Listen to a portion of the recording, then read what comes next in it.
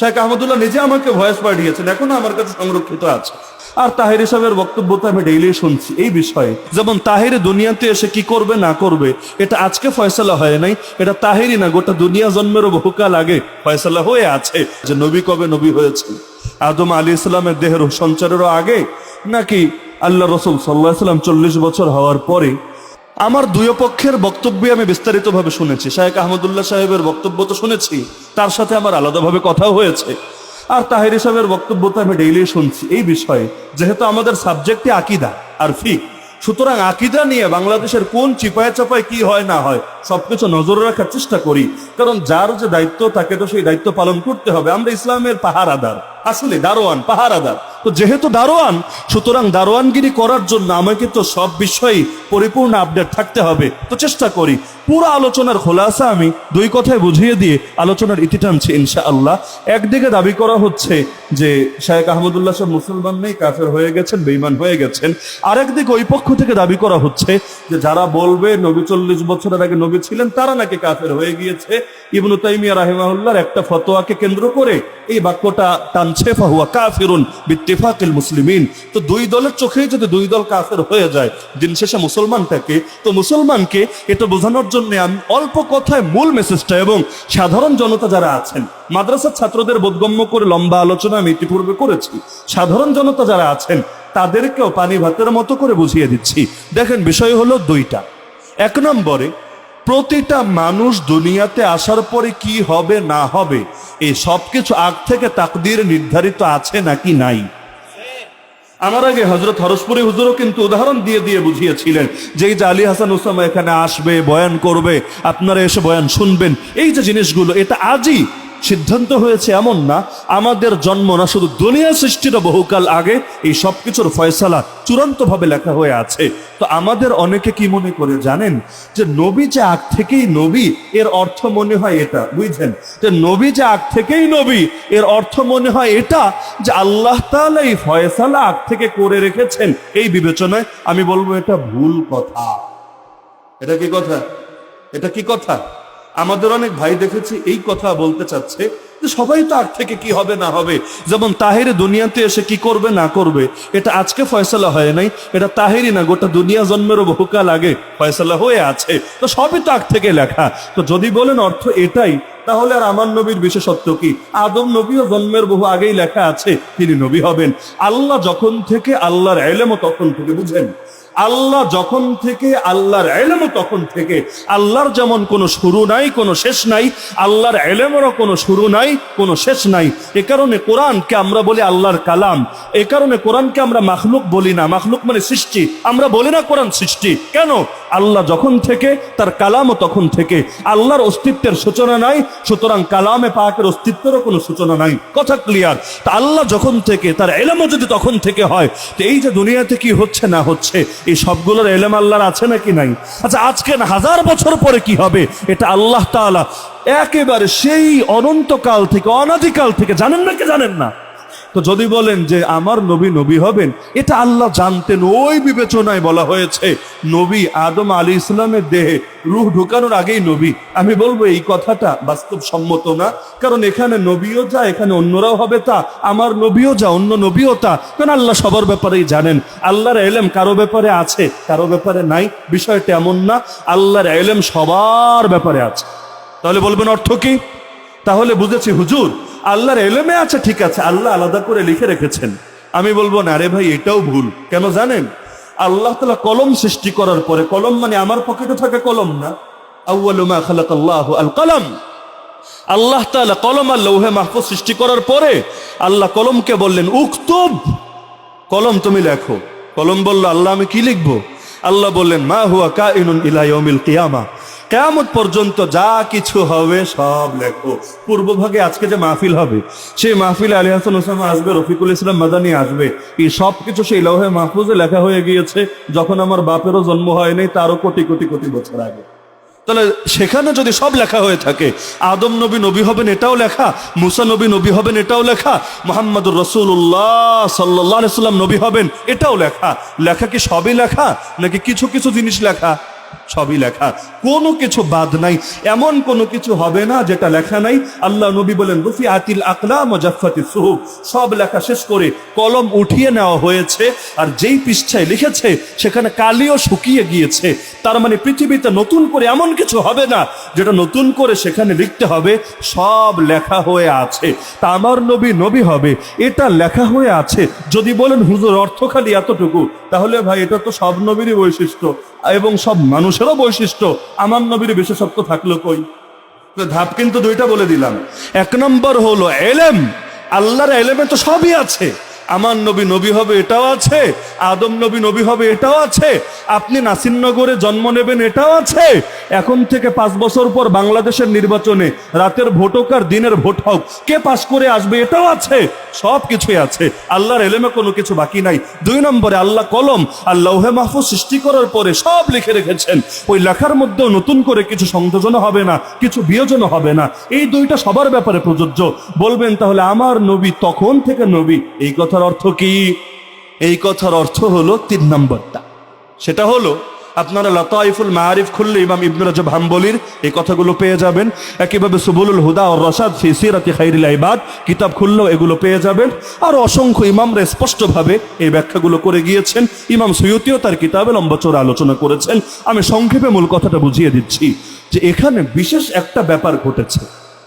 আল্লাহ নবীকে জিজ্ঞেস করা হলো মাতা ওয়াজাবাত লাকান নবুওয়া ইয়ানি সাবাতা, হে নবী আপনার জন্য নবুয়ত কখন সাব্যস্ত হয়েছে? আল্লাহ নবী বললেন কুনতু নাবিয়্যান ওয়া আদমু বাইনার রূহি ওয়াল জাসাদ, আমি তখনও নবী যখন আদম ছিলেন রূহ আর দেহর মাঝামাঝি। তার মানে দেহ তো হয়েছে, রূহ এখনো ঢুকানো হয় নাই দেহের মধ্যে, অর্থাৎ তার দেহে রূহ সঞ্চারের আগে, তাকে প্রাণ দেওয়ার আগে আল্লাহ আমাকে নবুয়ত দিয়ে দিয়েছে। এখানে কেউ অনেকে আবার একটা জাল হাদিস বলে, ছাত্র ভাইয়েরা খেয়াল রাখবেন, জাল হাদিস বলে কি? জাল হাদিস ও আদমু বাইনাল মাই ওয়াত তিন, এই শব্দ বলে ও আদমু বাইনাল মাই ওয়াত তিন, যখন আদম ছিলেন পানি আর কাদামাটির মাঝে, এটা জাল হাদিস। আমি যে শব্দ বললাম এটা সহিহ হাদিস, বাইনার রূহি ওয়াল জাসাদ। কিন্তু আরেকটা যে শব্দ আমাদের অনেক বক্তারাও বলে বাইনাল মাই ওয়াত তিন, জাল হাদিস। কেন? এটার অর্থটাও ভুল, সনদগত তো পর্যালোচনা আছে, অর্থও ভুল। কারণ তিন, আরবিতে 3 শব্দের অর্থই হলো এমন মাটি যার সঙ্গে পানি মিশানো হয়েছে, মানে কাদামাটি। তো আপনি বললেন পানি এবং কাদামাটির মাঝে, মানেটা কি রে ভাই? যদি বলতেন পানি এবং শুকনা মাটির মাঝে, কথায় যুক্তি থাকতো। পানি এবং সাধারণ মাটির মাঝে, কথায় যুক্তি থাকতো। যখন আদম পানি আর কাদামাটির মাঝে, কাদামাটি মানে কি? আল্লাহ তো প্রথম মালাকুল মাউতকে দিয়ে দুনিয়ার মাটি নিয়েছেন, এরপর আল্লাহ তার সঙ্গে পানি মিশিয়েছেন, পানি মেশার দ্বারা সেটা হয়ে গেল কাদামাটি। আল্লাহ সেই কাদামাটি থেকে আদম আলাইহিস সালামের দেহকে সৃষ্টি করেছেন। তা আপনি বললেন পানি আর কাদামাটির মাঝে, তো কাদামাটি মানেই পানি মিশে গিয়েছে, একবার মেশার পর দ্বিতীয়বার থর মেশানো লাগে না, তাহলে শব্দও ভুল, অর্থও ভুল। এটা জাল হাদিস। তো সহিহ হাদিস কি? যখন আদম ছিলেন রূহ, রূহ বুঝেন তো, প্রাণ আত্মা, যখন আদম ছিলেন রূহ আর দেহের মাঝামাঝি, মানে দেহ তৈরি হয়েছে, রূহ এখনো তৈরি হয় নাই, আল্লাহ তখনই আমাকে নবুয়ত দিয়েছেন। এই নবুয়ত দেওয়ার মানে কি? শুধু লিখে রাখা না, আল্লাহ তো তাহলে সবারটাই লিখে রেখেছেন। আমার নবীর বৈশিষ্ট্য কি? যদি বলেন আল্লাহর নলেজে, আল্লাহর এলেমে থাকা, আমি বলবো না, এটাও ভুল। আল্লাহর এলেমে সবই আছে, সব নবীরটাই আছে। আমার নবীর আর বৈশিষ্ট্য থাকে কি? তাহলে তো আদম নবীরটাও সমানই হয়ে গেল। এর মানে কি? এর মানে হলো আল্লাহ তাআলা রাসূলুল্লাহ সাল্লাল্লাহু আলাইহি ওয়াসাল্লামের রূহকে তৈরি করে অথবা তার হাকিকতের মধ্যে আল্লাহ নবুয়তের তাজ পরিয়ে দিয়েছেন। এখন এর হাকিকত আসলে বাস্তবে কি সেটা আমাদের আকলে ধরবে না। এই সংক্ষিপ্ত আকল দিয়ে গায়েবের বিষয় বোঝা এটা সম্ভব না। কোরআন হাদিসে যতটুকু এসেছে ব্যাস, তখন আমার নবীর দেহ না, আমার নবীর রূহ, আমার নবীর হাকিকতের মধ্যে আল্লাহ এই তাজ দান করে দিয়েছেন। আপনি বলবেন হুজুর এটা মনে হয় কেউ জানতো না, 40 বছর পর সবাই জেনেছে। আমি বলবো এটাও ভুল। যদি বলেন কেউ জানতো না, আমার নবী দুনিয়াতে সেই হেরা গুহায় ওহী আসার আগে পাথর তাকে সালাম দিত কিভাবে, গাছ তাকে ছায়া দিত কিভাবে, সহিহ মুসলিম খুললে হাদিস পাবেন। আল্লাহ রাসূল বলেন ওয়াল্লাহি, আল্লাহর কসম করে বলছি, ইন্নী লাআরিফু হাজারাম বিমাক্কা, আমি মক্কার সেই পাথরটাকে আজও ভালো করে চিনি। কানা ইউসাল্লিমু আলাইয়া ক্বাবলা আন উবআথা, আমি নবী হয়ে প্রেরিত হওয়ার আগেই যে আমাকে দেখলেই সালাম দিত। ইন্নী লাআরিফুহুল আন, নিশ্চয়ই আমি আজও তাকে ভালো করে চিনি। তাহলে দুনিয়ার লোক তখনও চেনেই না, যে আল্লাহর রসুল নবী হবে সবাই জানে না, আবু হুরায়রা রাহিব জানে, এরকম আরো অনেক লোক জানে, এমনকি ইহুদিরা পর্যন্ত তাদের কিতাব পড়ে অপেক্ষায় আছে, কিন্তু দুনিয়ার সবাই তখনও বুঝতে পারে নাই। কিন্তু গাছও চেনে, পাথরও চেনে, পাহাড়ও চেনে, কত মুজিজা ঘটেছে আল্লাহ নবীর 40 বছরের আগে, যেগুলোকে আমরা মুজিজা না বলে ভিন্ন শব্দ বলি, রাহাসাত বলি, ভিন্ন শব্দ বলি, কিন্তু আল্লাহর নবীকে তারা চিনত বলেই তো সালাম দিত, নলে পাথরের জবান থেকে সালাম বের হওয়া স্বাভাবিক কোনো ঘটনা না। তাহলে বলবেন নবী 40 বছরে তাহলে কি হয়েছে? সহিহ বুখারী মুসলিমের হাদিসেই আছে যে বুইসান নবী সাল্লাল্লাহু আলাইহি ওয়াসাল্লাম লি 40 সানা। আব্দুল্লাহ বিন আব্বাস রাদিয়াল্লাহু আনহুর হাদিস, নবীকে প্রেরণ করা হয়েছে 40 বছর বয়সের। মানেটা কি? এর মানে হলো আল্লাহ তাআলা তাকে এই সম্মাননা তো বহু আগেই দান করে রেখেছেন, তবে বিশেষ একটা দায়িত্ব আল্লাহ 40 বছর বয়সে তার কাঁধে তুলে দিয়েছেন। এই দায়িত্বটাও ধাপে ধাপে বেড়েছে। প্রথমে আল্লাহ শুধু তাকে দিয়েছেন, এক পর্যায়ে তার আপনজনদেরকে দাওয়াত দিতে বলেছেন, এক পর্যায়ে শুধু আপনজন না একেবারে সবাইরে দাওয়াত দিতে বলেছেন, এক পর্যায়ে শুধু দাওয়াত না জিহাদ পর্যন্ত করতে বলেছেন। ধাপে ধাপে অগ্রসর হয়েছে। যেমন কোরআন আল্লাহর কালাম কবে থেকে? আল্লাহ যখন থেকে, আল্লাহর কালামও তখন থেকে। যখন আদম নবী দুনিয়াতে ছিলেন তখন কি কোরআন ছিল না? অবশ্যই ছিল। আল্লাহ দুনিয়াতে আমাদের সামনে জাহের করেন নাই, কিন্তু আল্লাহর কাছে লৌহে মাহফুজে সংরক্ষিত ছিল নাকি ছিল না? অবশ্যই ছিল। তো মুহাম্মদুর রাসূলুল্লাহ সাল্লাল্লাহু আলাইহি ওয়াসাল্লামকে চাইলে আল্লাহ তো একদিনেই পুরোটা দিয়ে দিতে পারতেন। আল্লাহর এই ক্ষমতা আছে নাকি নাই? লাইলাতুল কদরে তো পুরো কোরআনকে আল্লাহ একসঙ্গে নামিয়েছেন, পুরো কোরআনকে একসঙ্গে নামিয়েছেন। কোথায়? দুনিয়ার আসমানে, এই প্রথম আসমানে। তো লৌহে মাহফুজ থেকে পুরোটা একসঙ্গে নামালেন, ইন্না আনজালনাহু ফি লাইলাতিল কদর। এরপর সেই প্রথম আসমান থেকে আমার রাসূলের উপর 23 বছর ধরে নাজিল করলেন। কেন? আল্লাহ এক সেকেন্ডে নাজিল করতে পারতেন না? আরে বলেন না, পারতেন না? 23 বছর ধরে কেন নাজিল করলেন? এটা আল্লাহর হিকমত, আল্লাহর রহস্য, আল্লাহর প্রজ্ঞা। এর কি ব্যাখ্যা আল্লাহই ভালো জানেন। একইভাবে আল্লাহ চাইলে শৈশবেই আমার নবীকে নবুয়ত দিতে পারতেন নাকি পারতেন না? আরে বলেন না, পারতেন নাকি পারতেন না? এক শ্রেণীর বকলম বলে কোন নবী নাকি নবী হয় নাই 40-এর আগে। ভুয়া কথা, একেবারেই কাঁচা কথা। কোরআনই তারা পড়ে নাই। আপনি কোরআন খুলেন, ইয়া ইয়াহইয়া খুদিল কিতাবা বিকুওয়া وآتيناه الحكم يعني النبوة صبيا يعني حال كونه صبيا। খুলেন তাফসীরের কিতাব, কোরআন বলছে আল্লাহ ইয়াহইয়া নবীকে ডেকে বলছেন, হে ইয়াহইয়া কিতাবকে ধরে রাখো শক্ত হাতে, আর আমি ইয়াহইয়াকে নবুয়ত দিয়েছি ছোট বয়সে। সবই মানি হলো যে এখনো বালেগই হয়নি, প্রাপ্তবয়স্কই হয়নি। তা আমাদের দেশে বালেগ হয় কয় বছরে? ধরেন 12 থেকে 15টাই ধরলাম। তাহলে আল্লাহ তারও আগে তাকে নবুয়ত দান করেছেন। তো ওই সময় বালেগের বয়স কত ছিল আল্লাহ ভালো জানেন। তবে সবই মানে 40 না, ওটা আবার ভিন্ন শব্দ। তাহলে হাত্তা ইদা বালাগা আশুদ্দাহু ওয়া বালাগা 40 সানা, ওই টাইপের বাক্য বলা লাগবে। তাহলে আল্লাহকে সবাইরা 40-এ নবুয়ত দিয়েছেন, আগেও দিয়েছে? বলেন না। আপনারা ঈসা আলাইহিস সালামের ঘটনা পড়েন, যখন তিনি মায়ের কোলে মাত্র মারিয়াম আলাইহিস সালাম ছোট বাচ্চারা নিয়ে আসলেন, সবাই বলে ছি ছি ছি, তুই একটা পতিতা, একটা বেশ্যা, কি কাজ করলি তুই? ইয়া উখতা হারুন মা কানা আবুকি ইমরাআ সাউই ওয়া মা কানাত উম্মুকি বাগিয়া। কি বলবেন তিনি? কিছু বললেও লোকে বিশ্বাস করবে না, কসম খেয়ে বললেও বিশ্বাস করবে না। আবার আল্লাহ বলে দিয়েছেন, খবরদার আজকে কারো সঙ্গে কথা চলবে না, আজকে কথার রোজা। কথার রোজা মানে কারো সঙ্গে কথাবার্তা বলা যাবে না। তো একদিকে সবাই চরিত্র নিয়ে কথা তুলেছে, আর একজন সতী নারীর যদি চরিত্র নিয়ে কথা তোলে, আরে তার বেঁচে থাকার আর কি অর্থ থাকে? এই এক করুণ অবস্থায় আল্লাহর জন্য এই জবানকে বন্ধ করলেন, আল্লাহ তার জন্য ভিন্ন জবানকে খুলে দিলেন। যেমন আমাদের বুজুর্গরা আল্লাহর জন্য এই নজরটাকে বন্ধ করেন, হারাম দেখেন না, গুনাহের জিনিস দেখেন না। আল্লাহ এমন একটা নজর খুলে দেয় যেটা দিয়ে সাধারণ মানুষরা দেখে না। তখন তারা এমন অনেক কিছু দেখতে পায় যে সাধারণ মানুষদের আকলেও ধরে না। আল্লাহ তাআলার জন্য তিনি তার নিজের মুখ বন্ধ করলেন, আল্লাহ এমন মুখ খুলে দিলেন যে মুখ দিয়ে কথা বলার কোনো প্রশ্নই আসে না।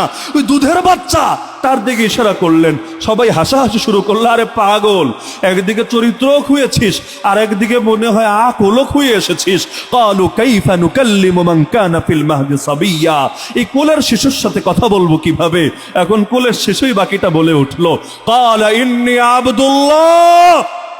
কোলের শিশুর মুখ থেকে কথা বের হলো, আরে আগে শোন তো কথা, নিশ্চয়ই আমি আল্লাহর বান্দা। কেমন বান্দা জানিস? আতানিয়াল কিতাব ওয়া জাআলানি নাবিয়্যা। আল্লাহ আমাকে কিতাবও দিয়ে দিয়েছেন, আমাকে নবীও বানিয়েছেন। এখনো কোলে, হ্যাঁ, কেউ কেউ ব্যাখ্যা করে যে নবী বানিয়েছেন মানে ফয়সালা চূড়ান্ত। তো এখানে এসে যদি ব্যাখ্যা করেও ইয়াহিয়া আলাইহিস সালামের ব্যাপারে ব্যাখ্যা করার সুযোগ নাই। অধিকাংশ মুফাসসিরের মতে সেখানে অর্থ এটাই, আল্লাহ তাকে নবুয়ত দিয়েছেন প্রাপ্তবয়স্ক হওয়ার আগে। হ্যাঁ, অধিকাংশকে আল্লাহ 40-এ দিয়েছেন, এটা ঠিক। অধিকাংশ আর সবাইকে এক কথা নাকি? সবাই মানে প্রত্যেকে, আর অধিকাংশ মানে বড় একটা সংখ্যা। তা আল্লাহ অধিকাংশকে 40-এ দিয়েছেন কেন? এর রহস্য আল্লাহ ভালো জানেন। যেমন 313 একটা সংখ্যা, আপনারা জানেন তো নাকি? 313-এর মধ্যে কি আছে আমাকে বলেন দেখি। বদর যুদ্ধে নবী নামলেন কয়জনকে নিয়ে? তালুত আলাইহিস সালাম জালুত বাদশার বিরুদ্ধে যুদ্ধে নেমেছিলেন কয়জনকে নিয়ে? 313। একইভাবে আল্লাহর খলিফা মাহদী যখন আসবেন তাকে গিয়ে বায়াত দেবেন কয়জন? প্রথমে 313। কি আছে 313-তে? পৃথিবীর ইতিহাসে বড় বড় বিজয় নিয়ে আসছে মাত্র 313 জন মিলে। ব্যাখ্যা আমিও করতে পারবো না, আপনিও পারবেন না, কিন্তু এর যে কি রহস্য আল্লাহ অবশ্যই ভালো জানেন। যেমন রবিউল আউয়াল মাসে কি আছে বলেন দেখি? নবীর জন্ম এই মাসে, নবীর ওয়াফাত এই মাসে, নবীর জীবনের বড় বড় অনেক গুরুত্বপূর্ণ ঘটনা এই মাসে। আরে কিছু একটা তো আছে। রবি শব্দের অর্থই বসন্ত। তো বসন্তের মাসে দুনিয়ায় নতুন করে বসন্ত আসলো কেন রে? অবশ্যই কোনো না কোনো রহস্য আছে, আমি জানি না, আপনি জানেন না, তাতে কি? রব্বুল আলামিন কিন্তু ঠিকই জানেন। তো রব্বুল আলামিন 40 বছর বয়সে তার উপর ওহী নাজিল করতে শুরু করলেন। এর আগে তার নবুয়তটা প্রকাশিত হয় নাই মানুষের সামনে। তো এখন বোঝেন পুরো আলোচনার খোলাসা কি, এক বাক্যে বুঝতে পারবেন। কেউ যদি বলে নবী হয়েছেন 40 বছর বয়সে, এর আগে তিনি নবী ছিলেন না, এই বাক্য যদি কেউ বলে, এর দুইটা অর্থ হতে পারে। কয়টা অর্থ? এক নম্বরে হলো সে যে আগে নবী ছিলেন, মানে আল্লাহ রসুল যে আগে নবী ছিলেন, এবং এই সংক্রান্ত যত হাদিস আছে, বুখারী মুসলিমের হাদিস, আরো যত সহি হাদিসে মানেই না। দুনিয়া বহুত বাতিল ফেরকা আছে, ওরা কোরআনের বহু আয়াত মানে না, নবীজির বহু হাদিস মানে না। এরকম যদি কোনো ভণ্ডকে পান, তারে কাফের বলতে কোনো ভুল করবেন না। আর যদি এমন হয় যে না, তিনি সব জানেন এবং মানেন, তিনি অস্বীকার করেন, এমন কোনো দলিল নাই। শেখ আহমদুল্লাহ নিজে আমাকে ভয়েস পাঠিয়েছেন, এখনো আমার কাছে সংরক্ষিত আছে হুবহু। তিনি বলেছেন যে আমি কেন রে ভাই, মাদ্রাসায় যে 2-3 ক্লাস পড়েছে এমন একটা ছাত্রকে দেখা সম্ভব যেই ছাত্র এই নবীজির এই হাদিসটা জানে না, যে আমার নবী তখনও নবী যখন আদম আলাইহিস সালামের দেহে রূহ সঞ্চার হয় নাই। এটা মাদ্রাসার ছোট বাচ্চা জানে না, এটা কি সম্ভব? সবাই তো জানে, এবং যারা জানে মানে। এটা নিয়ে ইখতিলাফ করেছে এমন লোক আমরা আমাদের জীবনে দেখিনি। আমরা আমাদের জীবনে অন্তত কওমি সার্কেলের মধ্যে, যেহেতু তিনি কওমি মাদ্রাসা থেকেই দাওরা পড়েছেন, দেখি নাই। এখানে তিনি ব্যক্তিটা বিষয় না, অথবা তার উপর যে আপত্তি করেছে ব্যক্তিটা বিষয় না। আমাদের বিষয় হলো আকীদা, আমাদের বিষয় হলো আদর্শ, আমাদের বিষয় হলো আহলে সুন্নাত ওয়াল জামাতের নীতি। এখানে ব্যক্তি মোটেও মুখ্য না, তাহলে ব্যক্তির পক্ষে বলা বিপক্ষে বলা এগুলো কোনো বিষয় না। আমরা তো ভুলের ক্ষেত্রে আমাদের বাপরাও ছাড় দিতে রাজি না। কওমি আলেমকে আর আলিয়ার আলেমকে, আরে হকের জন্য সব ছাড়া যায়, কিন্তু হককে ছাড়া যায় না কারোর জন্য। আমার বাপ যদি হকের বিরুদ্ধে চলে যায়, যেই সার্কেলের হোক, তার বিরুদ্ধে বলা লাগবে নাকি লাগবে না? কওমি মাদ্রাসায় পড়ে কতজন বেদাতীদের নেতা হয়ে গিয়েছে, হয় নাই?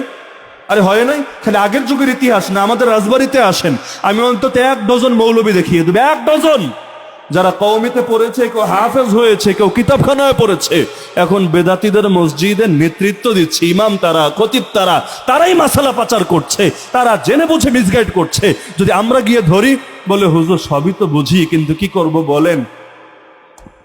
ধান্দা তো এখানে। ওই যে অনেকে বলে হুজুর এই যে সবাই মিলে ওরে গালি দিচ্ছে, ও কি বোঝে না যে ও ভুল করছে? আমি বলি ভাই, ও জানে যে ওরে গালি দেবে, গালি খাওয়ার জন্যই কাজটা করে। কেন জানো?